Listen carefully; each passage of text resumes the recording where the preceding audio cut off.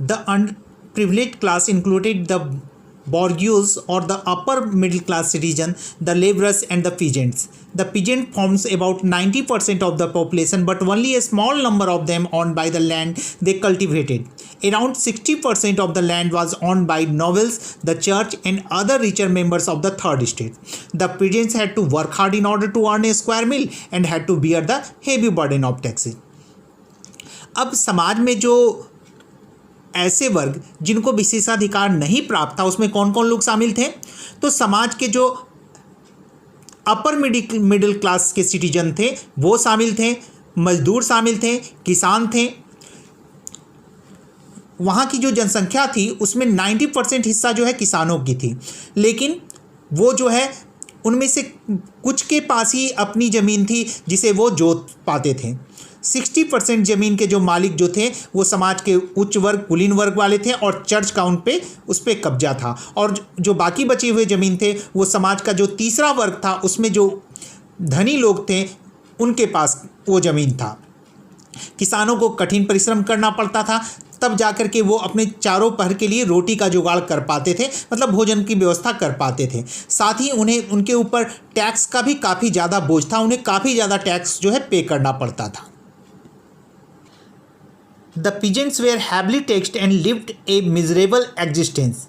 They were bound to render free labor to the landlord, to work in his house and fields, to serve in the army if required, or to work in the building or ponds. किसानों के साथ और क्या problem था? तो उनके ऊपर tax तो ज़्यादा ही था, जिसके वजह से उनका जो जीवन जो था वो क्या था, बिल्कुल दयनीय बन गया था। वो बहुत मुश्किल से अपना जीवन यापन कर रहे थे। साथ में उनको जो है निःशुल्क रूप से जो है ज़मीन के मालिकों के यहाँ काम करना पड़ता था, उनके घरों में काम करना पड़ता था, उनके खेतों में काम करना पड़ता था, जिसके लिए उन्हें किसी भी प्रकार की कोई मजदूरी नहीं मिलती थी। साथ में ज़रूरत पड़ने पर उन्हें सेना में भी जो है शामिल होना पड़ता था। यदि सड़क बन रहा हो, तालाब की खुदाई हो रही हो, ये सभी में इन्हें जो है मुफ्त में काम करना पड़ता था। The traders, merchants and manufacturers form the majority of the rising middle class.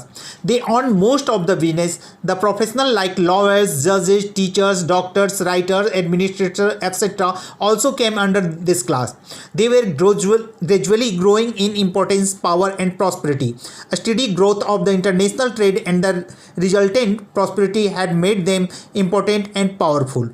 Conscious that they were as good as the nobles, they restrained the existing system and started looking for an opportunity to end the social inequalities.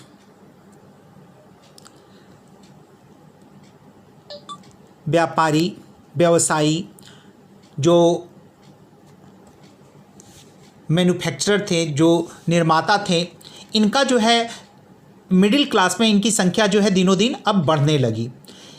अधिकांश व्यवसाय पे इनका जो है सो कब्जा होने लगा।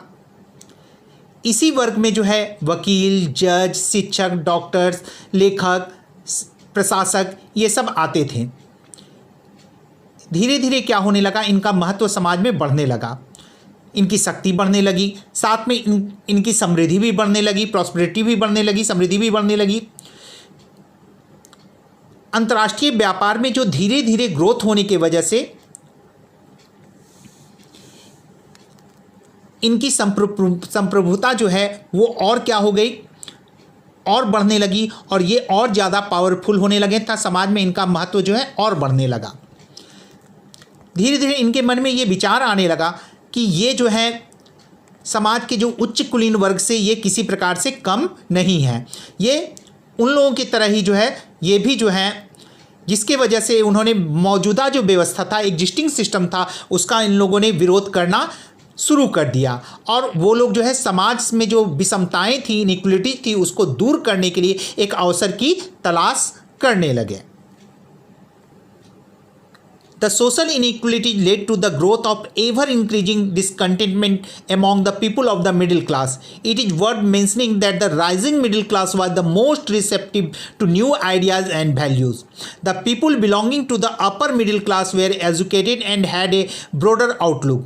They were not prepared to accept the idea of divine rights and privileged existence. Their ever-increasing discontentment made the outbreak of the revolution inevitable.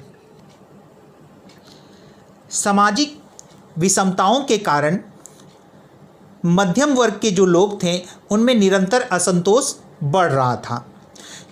यह ध्यान देने वाली बात है कि जो राइजिंग मिडिल क्लास था, जो नया मध्य वर्ग जो उदय हो रहा था, उसके अंदर में नए विचारों का और नए दृष्टिकोणों की ग्रहण करने की क्षमता जो है वो ज़्यादा थी। अपर मिडिल क्लास के जो लोग थे वो शिक्षित थे और उनका दृष्टिकोण जो था वो क्या था, व्यापक था। वे इस विचार को मानने के लिए जो है दैवीय अधिकार के विचार को जो है मानने को तैयार नहीं थे, और न ही वो खास जो है उच्च वर्ग को जो विशेष छूट मिली थी वो सबको स्वीकार करने, वो मन से स्वीकार नहीं कर पा रहे थे, जिसके वजह से क्या हो रहा था, उनके मन में असंतोष उत्पन्न हो रहा था। यही असंतोष जो है बाद में क्रांति के प्रकोप का एक प्रमुख कारण बना। तो ये जो था सोशल काउज में था। आज के लिए हम लोग जो है देख लिए हैं। नेक्स्ट अगले वीडियो में हम लोग इकोनॉमिक काउज को जो है देखेंगे। तब तक के लिए बच्चों गुड बाय।